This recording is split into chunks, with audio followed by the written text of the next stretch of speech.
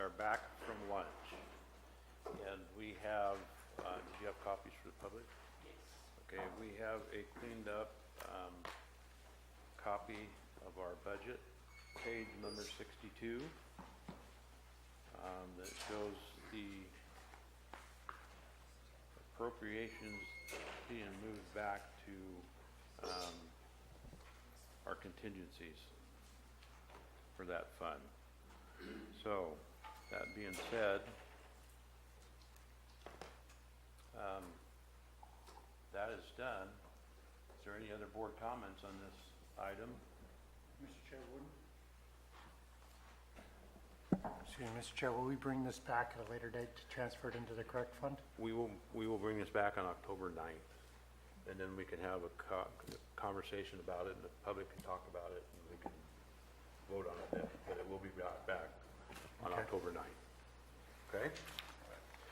All right, so I'm open, yes. And the same situation regarding the salaries. Well, the salaries are going to be, and we can, I was going to wait till then, but the salaries issue, item number 19 on our, Okay. is going to be pulled. It will not, it will come back on the 9th also. Okay, thank you. Oh, excuse me, the 15th. That item number 19 will be pulled off today's agenda and come back on October 15th. My bad, I should have clarified, the supervisor's salary adjustments will be back at a later meeting. Yes.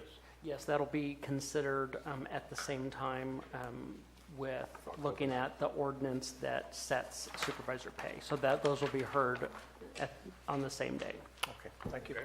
So we have a, Oh, October 16th. October 16th, that's correct. as we put this back in order, you need a motion?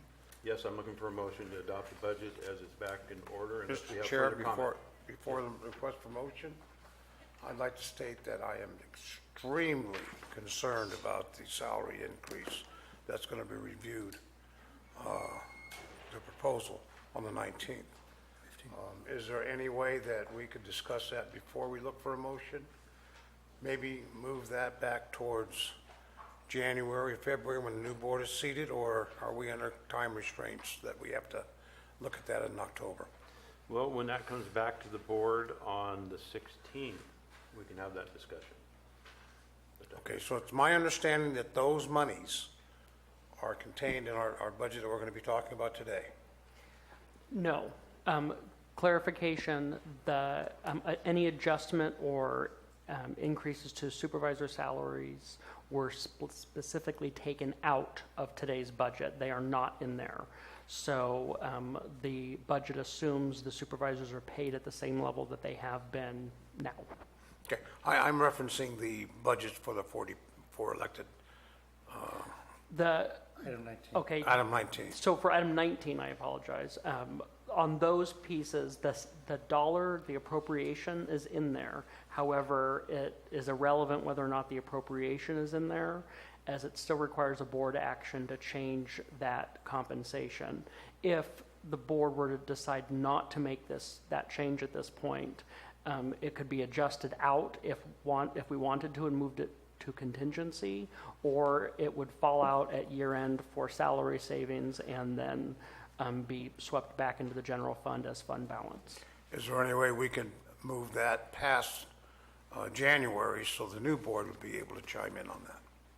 Certainly the board can deliberate and make that decision. Yeah, that's a decision that we can make on the 16th when it comes before us, that item comes before us. Okay, Okay? I'll hold you We'll to have that. that discussion.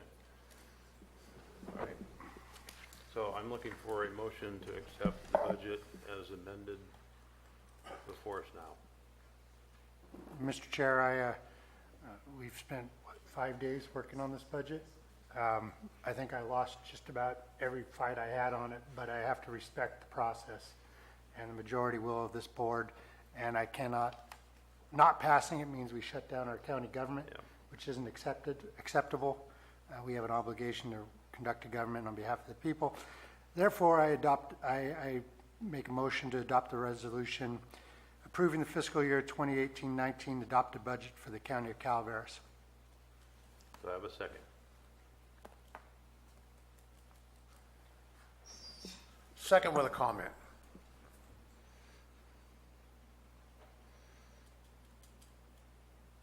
only for the sake of not shutting down this county, I am not convinced that this is a proper budget. But, council, if we do not pass this budget, what are the ramifications?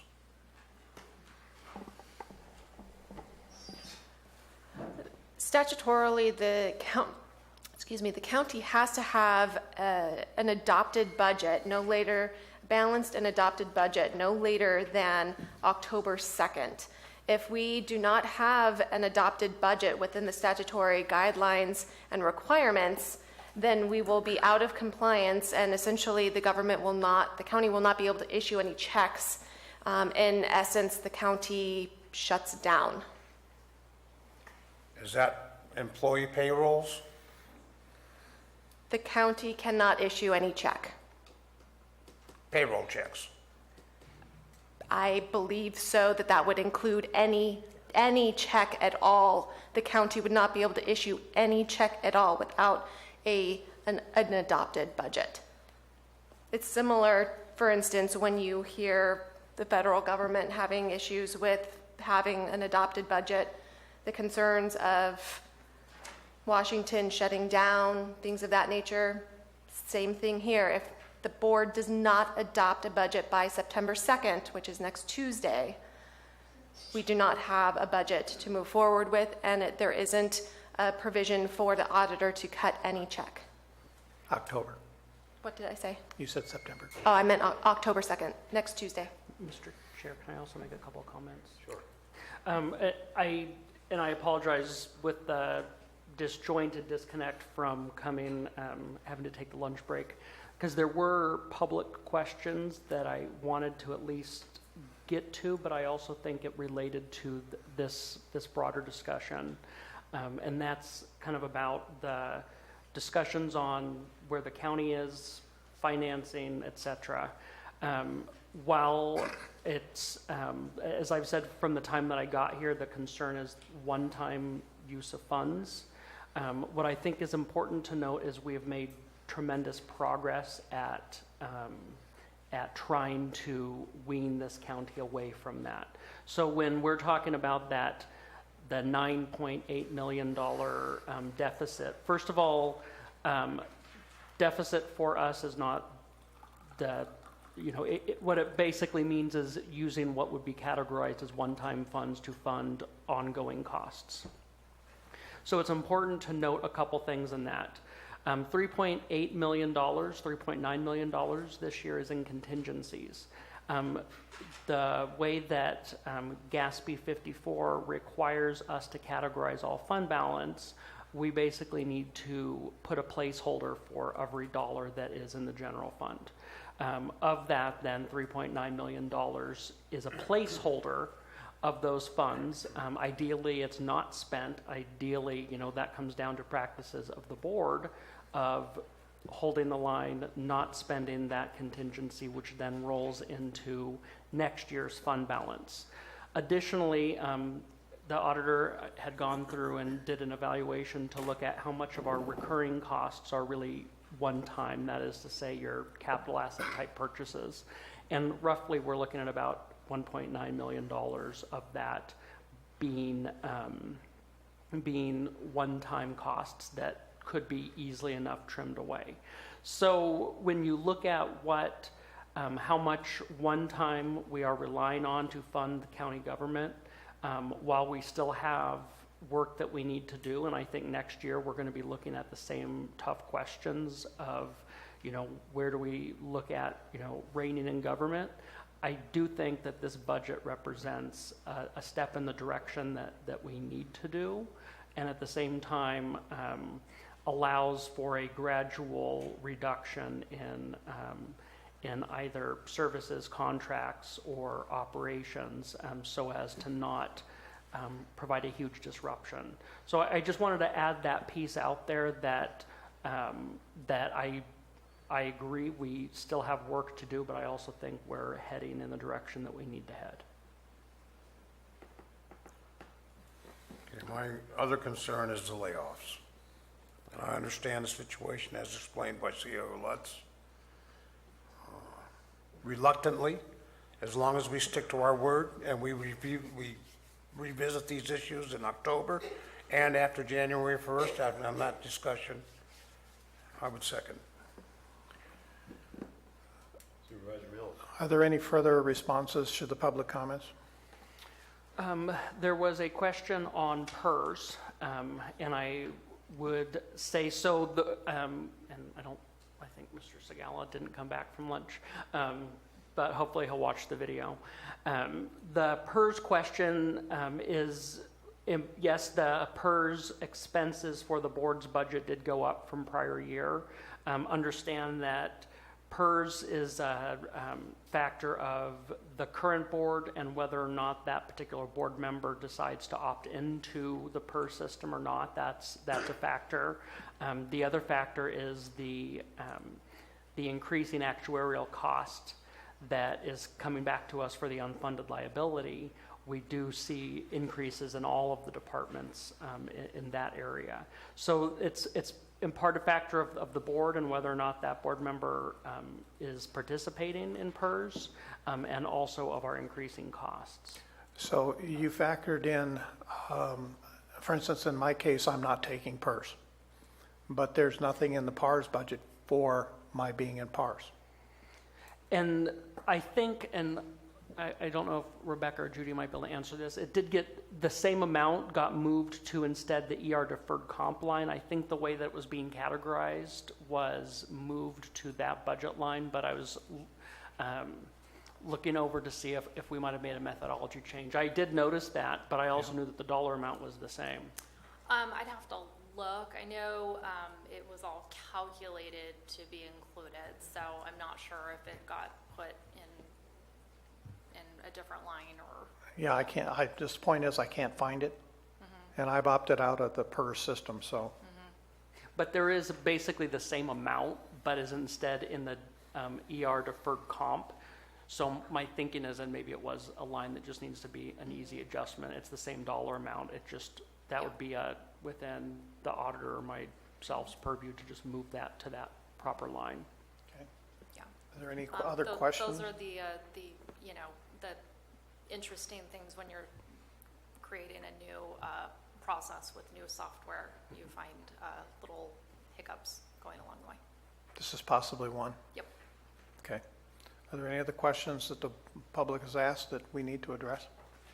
Those are the only ones that I had written down, unless the board has one that they heard that they would specifically like me to answer or address. Okay.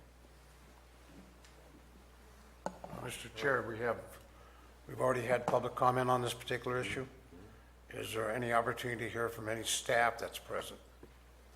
No, I think we just heard from Rebecca. Does any other staff member have any comments? Seeing none, we have a motion by Supervisor Garamendi. We have a second by Supervisor Oliveira. Call for a vote. All in favor? Aye. Opposed? No. Passes majority 3-1 vote. Moving on to item number 17. Madam Clerk. Item 17, Administrative Office, adopt a resolution authorizing the purchase of certain capital assets as part of fiscal year 2018-19 adopted budget. So this item, this list of, This is, no. Okay, I just wanted to clarify. so this item, although this list was contained in the budget document as well, we bring this back specifically as a separate item to request the fixed assets that were budgeted for and included in the overall budget. And that specifically then gives purchasing agent and or departments the authorization authority to move forward with their capital purchases, whether it be vehicles, equipment, those types of assets that are deemed capital. Yes, Supervisor Mills. Thank you. So we're still going to be using shared purchasing through the state system, et cetera? Yes, and I don't, Bonnie's not here, but yes, I know we do use the shared system with the state. We also, where possible or feasible, go out to bid. As we become a little more organized on the purchasing side, we'll probably see more county-based contracts. But again, that takes additional time that right now we're prioritizing. I understand, thank you. Any other board comments? If not, we have public comments on this item.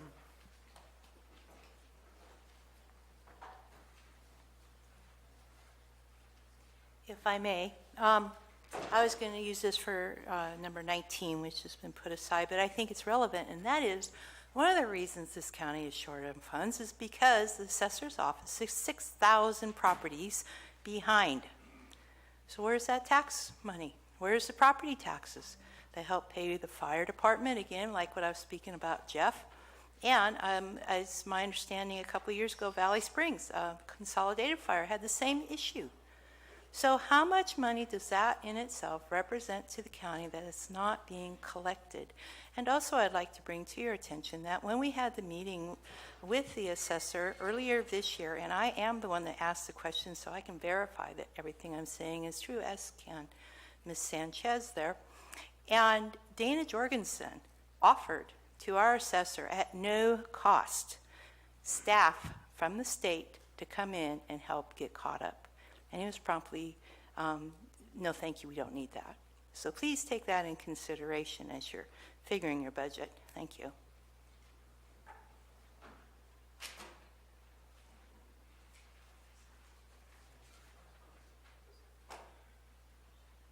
Ralph Copeland, Copperopolis D4. I just wanted to know why Supervisor Mills voted no, in essence telling me that he wanted to shut down the government. I'll take my answer at the seat. Just a question.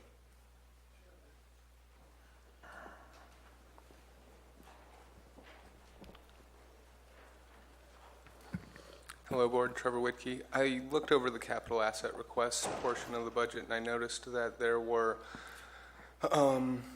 1, 2, 3, 4, 5, 6, 7, 8 different items that were funded out of the general fund. These are some of those one-time expenditures that you're referring to.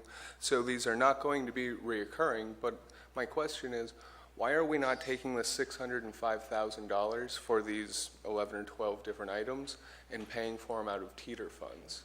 I thought that teeter was used for one-time funds and capital expenditures of this nature, and it seems with the way that the general fund revenues and expenditures are out of balance, it would make more sense to use one-time funds on these as opposed to using general funds for this purchase. So that's my only concern or question. I do support most of these expenditures. I think that we need more patrol vehicles. We need most of the things that are being asked for in here are legitimate costs, and I totally understand why they're being incurred. I would just ask, why are they being paid for by the taxpayers as opposed to out of the teeter fund? There are a few expenditures in here, for instance, systems, furniture, cubicles for 2 new positions, workstations, system furniture, cubicle furniture for department heads, and they're sizable expenses, $22,000, $22,000, what was the other one? $90,000. So we're spending over $140,000 on office materials and office equipment. That's a very large expenditure for essentially 3 departments to have some office equipment.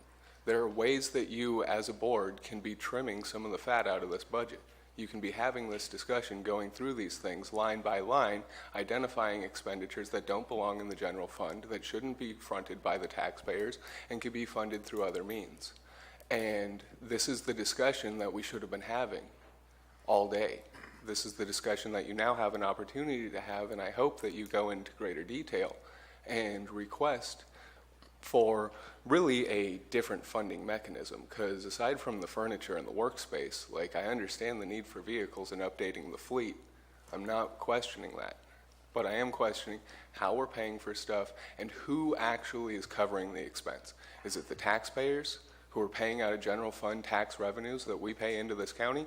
Or is it through teeter, which is a complicated funding scheme that you guys can explain if you want to get into it, and I only have 15 seconds, so I'll leave that to the side. But we need greater transparency and we need greater fiscal responsibility coming from this board. I appreciate that Supervisor Oliveira and Supervisor Garamendi did the right thing by passing the budget. Thank you. Other public comments?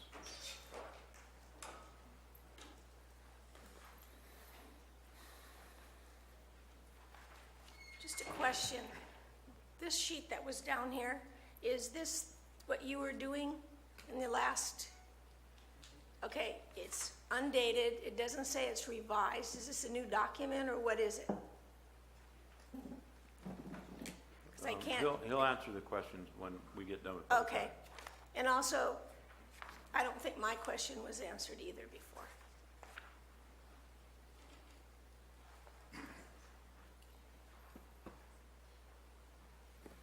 Other public comments? Seeing none, we'll close public comments. Tim? So, in quick answer to any of the documents that we're putting out there, so it's not dated because we're, in essence, replacing it in the final budget document, so it's all dated based on the date that the final budget comes out. When we do that, it gets updated in a couple spots. So simultaneously, it updates in what's pulled from IQM2 for the official record. It also updates then on our website. So the goal being that is still the one document. There aren't versions floating around that have different dates to keep track of it, but the final version is still on the website. The final version is still in IQM2. So that's the way that we've updated it on this budget document. And then, But this was a replacement from today. yes. Yeah. Susan? Excuse me, but this was a replacement for today, so I'm just nothing- asking. Okay. It should be said that it was changed today. Not necessarily, because it'll go in the book and it'll go on the website. None of the sheets that we did at hearings or anything else has a date on it. It'll just be replaced. But the other one was already on the, It didn't have a date on it either. so we can just shuffle papers without dates on it and then No, no what offense, he's saying- you guys, what- but what it he- doesn't seem right. It just seems wrong. Thank you.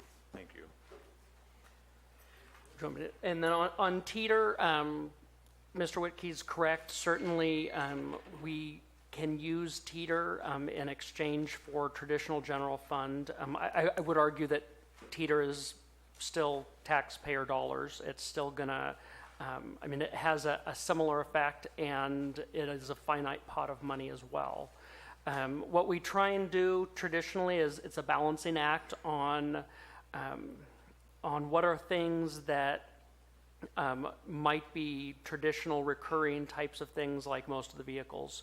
We did do some systems furniture in there, and I think the goal behind doing that is balancing on what we use for teeter for some of our larger capital projects like construction of the district attorney building or potential construction of the district attorney building, larger scale remodel that we might be doing then with the auditor's office, and those types of projects.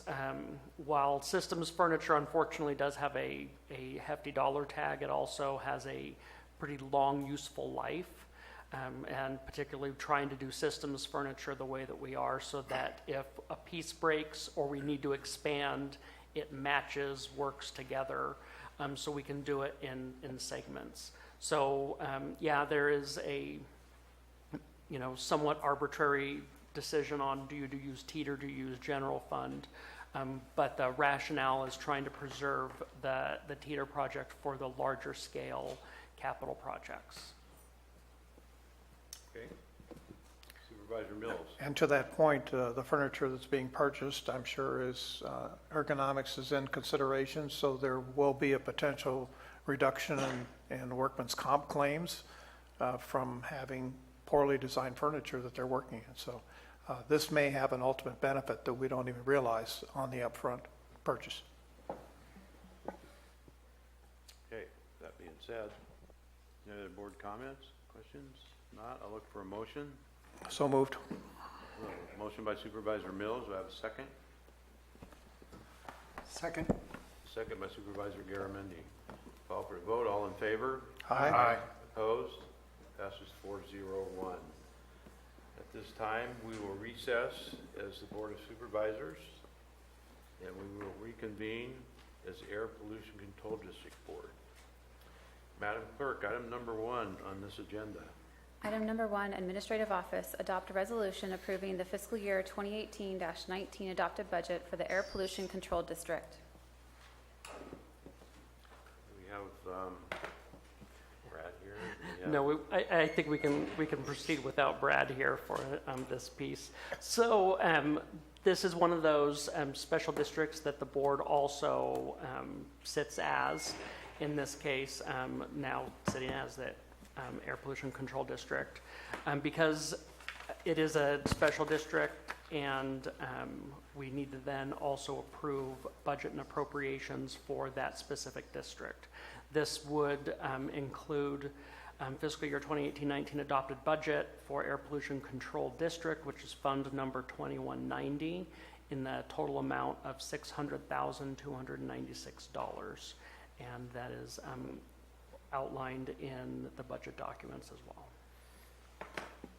Supervisor Mills? Will he be fully staffed throughout the entire fiscal year? The plan was fully staffed, absolutely. And The reason I said is I see salary savings in there.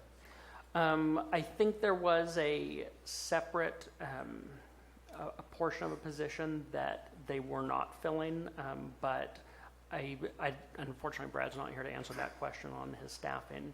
But I know with their hire of the current air pollution, maybe Judy can answer that question. Judy, she jumped right up. He had a position that he was underfilling, so there was a salary savings, but that has since been, the position, he had a wonderful hire and was able to promote him into the full position. Okay, thank you for the explanation. Supervisor Garamendi, your light's on. You have a question, comment? No? Okay, that being said, we'll open the public comment on this item. Seeing none, we'll bring it back to the Air Pollution Control Board and look for a motion. So moved. Motion by Supervisor Garamendi, Second. second by Supervisor Mills. Call for a vote, all in favor? Aye. Opposed? Passes 4-0-1. We will now recess as the Air Pollution Control District Board and reconvene as the In-Home Supportive Services Public Authority. Madam Clerk, can you please read this item? Administrative Office, adopt a resolution approving the fiscal year 2018-19 adopted budget for the In-Home Supportive Services Public Authority. So similar to with the Air Pollution Control District, board also sits as the In-Home Supportive Services Public Authority. This item then is asking to adopt fiscal year 2018-19 adopted budget for In-Home Supportive Services Public Authority, which is fund number 1100 in the amount of $556,665. And again, the budget is also included in the budget documents.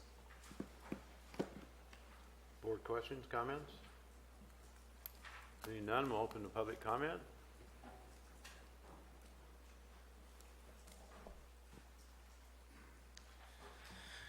Jason Campbell, District 5. Can you guys clarify for me? I'm sorry, I haven't been following this. What is this $556,000 for? Is that you guys are sitting as the board for this? Is that salary of yours, or what exactly is this money for? And just to say it before I walk away, if you guys are taking a salary for that, I think that that should not be the case, that should go to the workers to get a raise.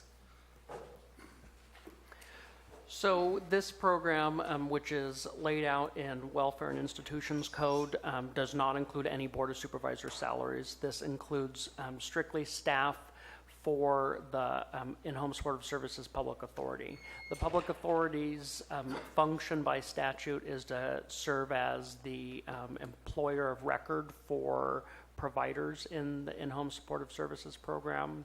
The wages for those workers are actually paid for through a different pot of money in a different budget. This is for a manager to oversee that program, but also staff to field calls, help place people on the IHSS program with a provider that's off of the registry, maintain that registry, enroll new people, disenroll people, engage in the collective bargaining process when it comes to negotiation for wages, areas like that. So that's what this program and these funds encompass. Okay. I'll bring it back to the board. Looking for a motion. So moved. A motion by Supervisor Garamendi, a second by... By Supervisor Mills. I'll second. Okay, I thought I heard you say it. Supervisor Mills, a second by Supervisor Garamendi. Call for a vote. All in favor? Aye. Opposed? Passes 4-0-1. We will now recess as the In-Home Supportive Services Public Authority and reconvene as the Board of Supervisors. Moving on to item number 18. Madam Clerk. Item number 18, Human Resources, adopt a resolution authorizing changes to the position control list for fiscal year 2018/19, final budget effective the first full pay period after board adoption or as specified in the resolution. Judy Hawkins, Human Resources and Risk Director, and this resolution is authorizing the changes to the position control list. These changes to the position control list are those adds, deletes as already approved in the budget. Also with this is the proposed equity increases for the unrepresented group. This is not the elected officials. This is the unrepresented management and supervisors. Not district supervisors. Thank you. And that group consists of? And so that group would consist of the Assistant Auditor Controller, Business Analyst 3, the Deputy Ag Commissioner, the Network Specialist Manager, the Ag Commissioner, sorry, for some reason that one is on, or the Ag Commissioner, Admin Compliance Analyst, the County Veterans Services Officer, the Facilities Grounds Manager, and the Senior Code Enforcement Officer. We are also recommending a change to the wage range only. This is not an increase to anybody's salary, but just the wage range for the administrative analyst, the senior administrative analyst, and the principal analyst. So the equity increases listed in this item packet of 5% after the board adoption for the Ag Commissioner and the various positions there. Equity increase of 4% after the board adoption of the road superintendent, and so therefore. Right. Such, okay. Yes. All right. So there are staggered increases. So we're looking 4 to 5% increases. Yes. Okay, thank you. And only 2 of these were vacant, are vacant. So 3 of these positions do not have anybody in them. It is just to change our salary range list. Okay. Any public comments on this? Seeing none, bring it back to the board and look for a motion. So moved, Mr. Chair. I have a motion by Supervisor Oliveira. Do I have a second? Second. Is that a second? Yeah. Okay. A second by Supervisor Mills. Call for a vote. All in favor? Aye. Opposed? Passes 4-0-1. Item 19 has been pulled from this agenda and will appear at the upcoming October agenda. So we'll move on to supervisor announcements. Sorry. I believe you guys need to vote on it to table it for a future meeting. Well, Yeah, I guess since it's on our agenda, we need to, I think for purposes of the electronic system that we use, I think that it's helpful for having that motion second and vote to table. why don't I poll the board? Do you want to read it first? Or Can she read it first? continue it? She can read Oh, it. she can read it first, sure. Item number 19, Human Resources, introduction and waiver of the reading requirement for an ordinance approving equity increases for the elected positions of auditor, controller, assessor, clerk recorder, and treasurer tax collector. Okay, so we're asking this item to be pulled off today's agenda. It will appear in some agenda in the future in October. Supervisor Mills, I would move to table to a future date. Supervisor Olivera, No comment. Supervisor Garamendi. Yes. I'm a yes. So we have a majority vote to pull it. Okay, moving on to supervisors' announcements. Madam Clerk. Supervisor announcements in compliance with AB 1234, Chapter is Government Code Section 53232.3D. Board members shall provide brief reports on meetings they attended at the expense of the local agency at the next regular meeting of the legislative body. This report is required to include meetings attended for which there has been expense reimbursement, mileage, meals, lodging, etc., but may also, at the board member's discretion, include any other meeting attended by the supervisor on behalf of the county. Supervisor Mills. I have nothing, Chair. Thank you. Supervisor Olivera. Thank you, Mr. Chair. Yesterday, on the 24th, I attended the Child Support, the Central Sierra Child Support Committee meeting with Supervisor Supervisor Toffenelli. Once again, excellent operation. I'm very proud to be seated on that board. They're operating efficiently, and it shows. And that's all I have to report. Supervisor Garamendi. Mr. Chair, I have nothing to report. And I have nothing to report. CAO Lutz. No? County Council. Madam Clerk. Thank you for stepping in today for Diane. We appreciate all that you did. And good job. So, all right, we stand adjourned.